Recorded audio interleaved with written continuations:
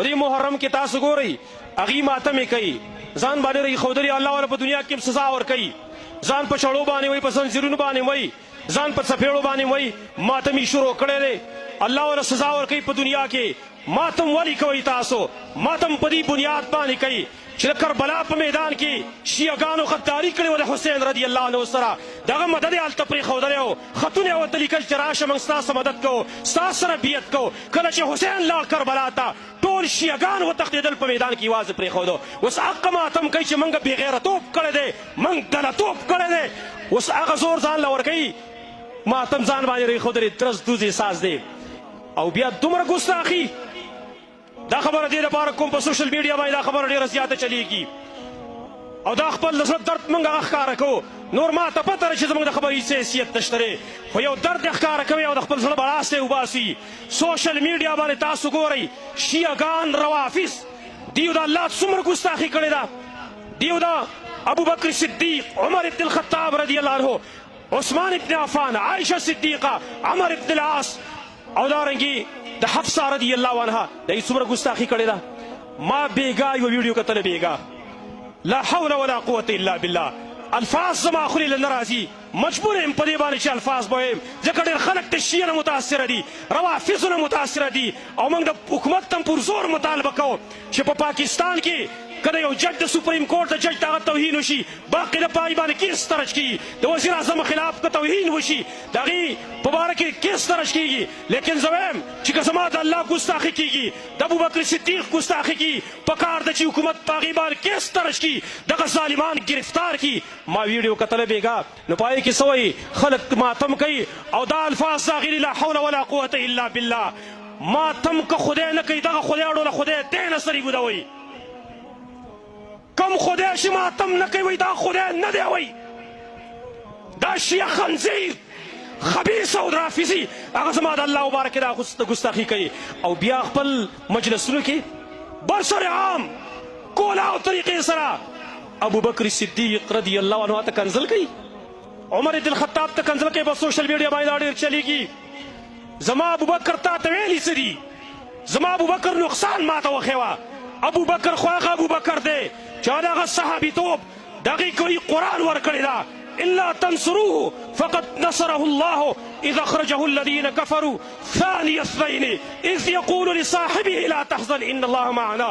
الله ټولو خلکو ته زور نه ورکړی که تاسو د نبي مدد نه کوئ الله وایي ما د هغې مدد کړی کله چې کفارو راایستلی و دویم د دوو نه په غار ثور کې و او إذ يقول لصاحبه الله گواهی کړې ده إذ يقول لصاحبه کله چې رسول الله صلی الله علیه وسلم خپل ملګري ته ویل خپل صحابي ته ویل ابوبکر صدیق ته لا تحزن ان الله معنا ابوبکر مه غمجن کېږه الله زموږ سره دی دې وجه نه علماو دې آیت په ځیر کې لیکلي دي من انکر صحبت ابي بکر فهو کافر چا چې د ابوبکر صدیق دغه د صحابیتوب نه انکار کوو دا سړی کافر دی په نسته دې آیات باندې ته زما ابوبکر ته کنزل کې د قرآن په توپه بیا ته په دې کافر کېږي بیا تا نور څه ورک نه شو بېغیرتوب دې پخپله کړی دی دلتوب دې پخپله کړی دی او اوس بدنامې ابوبکر صدیق ابوبکر صدیق ته څنګه بدنامې ابوبکر خلیفه اول د نبی صلی الله علیه وسلم د غار ملګری د نبی صلی الله علیه وسلم د نبی صلی الله علیه وسلم څخه د نبی صلی الله علیه وسلم سره هر میدان کې ولاړ نبی صلی الله علیه وسلم باندې مال او جان قربانونکی نبی صلی الله علیه وسلم په خپله باندې ویلي په ما باندې د هېچا دومره احسان نشته دی څومره چې په ما باندې د ابوبکر صدیق رضی الله عنه احسان دی ابوبکر خو هغه ابوبکر دی چې رسول الله صلی الله علیه وسلم ویلي لو كنت متخذا خلیلا لاتخذت ابا بکر خلیلا کما مخلص دوستان لري ولې په خلکو کې ما به ابوبکر صدیق لیولی وی لیکن زما مخلص دوست هغه الله دی ابوبکر سره زما ورور ولی ده زما ورور دی ابوبکر خو دغه ابوبکر دی افقه الصحابه فقیه په ټولو صحابه کرامو کې ابوبکر صدیق عمر ابن الخطاب رضی الله عنه او دا کنجر لګیایي کولاو پر سر عام ابوبکر صدیق ته کنزل کوي بې غیرته بې غیرتوب ته په خپله باندې وکړه ابوبکر اوس بدنامې ځان ته کنزل ولې نه کوې چې ته ابوبکر ته کنزل کوې ابوبکر ویلي تا ته څه دي لہذا موږ د حکومت نه دا مطالبه کوو دا درخواست ورته کوو د ابوبکر عزت د سپریم کورټ د جج نه د وزیر اعظم او د صدر نه په لکونو درجې باندې اوچت دی بلکې دا د هغې د خپلو خاورو ته نشي رسېدلی چې دغه کسانو په خلاف کې چې څوک خبره وکړي په هغې د کیس درج کړي د ابوبکر صدیق دا په باره کې د کیس ته درج کړي چاته څوک کنځل کوي زما وروڼو زه به څه ګیله وکړم